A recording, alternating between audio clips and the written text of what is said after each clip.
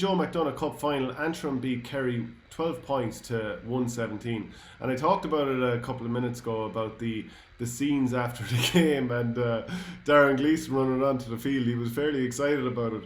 But himself and Donal Nugent, he jumped onto Donal Nugent, and as I tweeted at the time, Donal Nugent with a diving spear on Darren Gleeson out of nowhere. Now, you're a big, massive wrestling fan, so you obviously enjoyed that. This is like WrestleMania 3, Hulk Hogan versus Andre the Giant.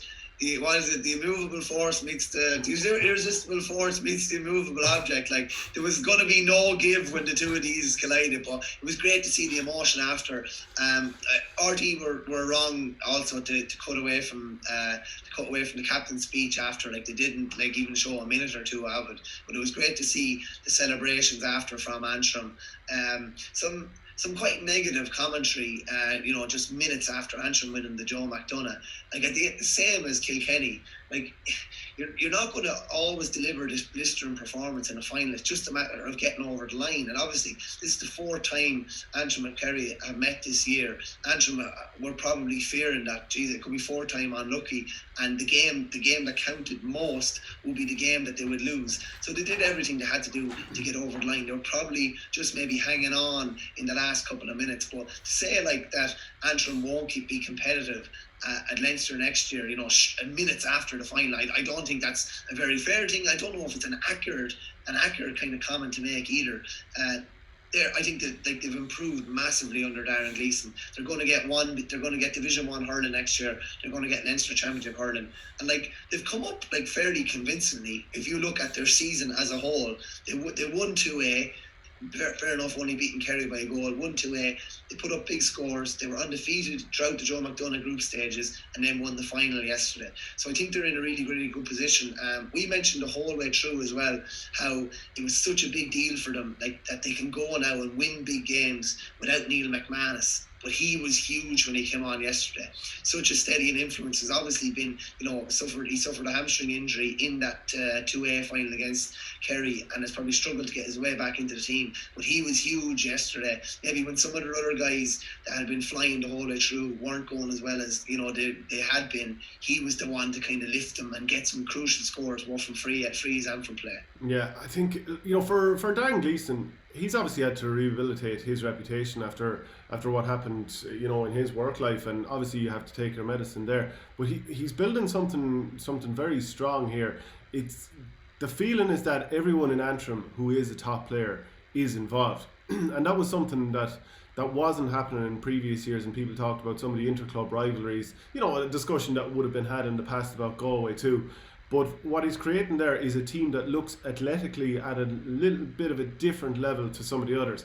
Now, Antrim had a bit of a wobble in this game. They started out brilliantly, and there was a lot of negative turnovers on the Kerry side, be that through their own puck-outs or trying to work the ball out and getting turned over for scores in their own half. And Antrim were playing a nice short game, and they were cutting straight through them, and they had so much class in the team. I actually just want to look at it again here, because I was going through the team, and I was thinking players that can cut through you and do a bit of damage, like Keelan Malloy can cut through you, Niall McKenna, who I felt took over the game in maybe the third quarter, James McNaughton, Conor McCann has class in him, Kieran Clark, and then they're able to unload the bench like Conal Cunning. We've seen him for the last couple of years for Cú Collins Dunloy. He's a very good player. Niall McManus, who had obviously injured himself earlier in the year, he comes on and helps finish the job. Donal Nugent, he moves on the ball nicely, wins a couple of balls as well.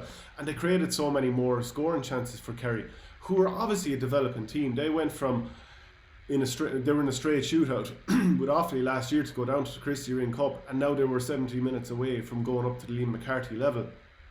I think athletically they have another little way to go, because Antrim, player for player, they look like probably bigger players. They looked more filled out, more athletic. I think a couple of the Kerry lads looked a small bit cumbersome at times on the ball, but there's more in them. You'd imagine that there'd be more into them. The likes of Michael O'Leary winning those puck outs, I think he did quite well. Paddy O'Connor, I think, had a bit of a ropey start to the game. He grew into it. A couple of the guys did quite well, but you can see athletically a few of the players have a little bit of a way to go, and they didn't create as many scoring chances. And I think it was only a matter of time before Antrim took it over. And it was that period after half time. Like, it was 1-7 to Kerry at half time, 9 points to Antrim. So the Kingdom were up by a point. But by the time of the second water break, Antrim had tacked on 7 points, whereas Kerry had scored just 1, and they really pulled away. And Kerry, as was the case in the first half when they started poorly, they did not give up. They kept going, but ultimately there was a small bit of a gulf in class. But I'd say, as a compliment to Kerry, Shane Conway was being billed as, this is their only player, their only quality and what have you, which was always unfair. But he was held scoreless until the 73rd minute from play, I should say. And Kerry were still in the conversation. So that to me tells you there's a bit more quality across the board than people probably give them credit for. 100%, yeah. In fairness, a lot of other guys are stepping up. They put Conway in corner forward near the end of the game and started actually feeding him with ball, and he looked very, very dangerous. It was probably just a little bit, a bit too little, too late. There was an interesting tweet from James McNaughton last night. He was a picture of him with one of his Antrim teammates, and he was just asking the Limerick boys when they're going to play in the Super Cup. So there's a chance that they could meet them next year in the league, and there's obviously a potential chance they could meet them in the championship. And it was interesting just to hear what Darren Gleeson said about what he's hoping to do with Antrim. He's accomplished 2 or 3 years' work in 1 year. And he just said yesterday, when I signed up, it wasn't just for a flash in the pan. We're here and ready to go. We have everything in place to do it. And once we have the proper conversations now, we'll go at it again. I have great belief in this group, and I'll be coming back up the road. So he's obviously coaching 19, manager in 20.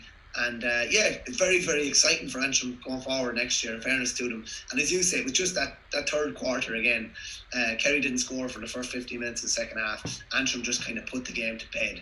And over the course of the year as well, Antrim are, for hurling, and without being disingenuous to Kerry, Antrim are the team that you would think could be most competitive of the McDonagh teams. So it'll be really, really interesting to see how they get on, and I think they'll fare okay. Yeah, they have improvements to make. I mean, Matthew Donnelly's mistake for Mikey Boyle's goal, he'd want to be tightening up on stuff like that. Can happen to anyone, I suppose, but generally that doesn't really happen. Going up and batting a ball when you're kind of standing there in front of the goal and you have a chance to simply catch it, you need more communication between the defender and the goalkeeper, maybe, what have you.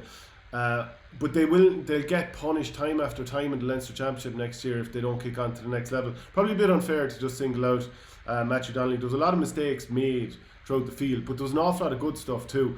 And if they can do more of the good stuff, this is such an obvious thing to say, and eliminate some of the mistakes, which you'll obviously learn the hard way when you're playing, like let's say it's a round robin next year. If they play Kilkenny, if they play Galway, Wexford, Laois, Dublin, now they'll probably give themselves a decent chance against Laois and maybe Dublin too, unless Dublin kick back onto where they should be. But they're going to learn a few lessons the hard way. But I suppose on the route to improvement, that's what's going to happen too. I do think they'll probably suffer a couple of heavy defeats if it is the round robin. But I think in terms of like being able to kick on and move on and build a sustainable sort of a project, if you want to call it that way, I think they actually do need the round robin. You need to suffer a few heavy defeats to learn. And like this old thing of when Antrim used to have to wait, the guts of a year to play an All-Ireland semi-final. How are you going to improve playing one game a year? They need to play 5 or 6 games a year, and they've got Division 1A as well, which it should be another 5 games there. They could have 10 to 12 games against really, really top level sides next year, and you'd hope that'd bring them on, and that they can take the pain of a couple of double-digit defeats, which I feel will come, and sort of look at it, analyse it. Darren Gleeson can say to the players, Limerick are doing this to prepare themselves, Tip are doing this, Kilkenny are doing this, Galway are doing that.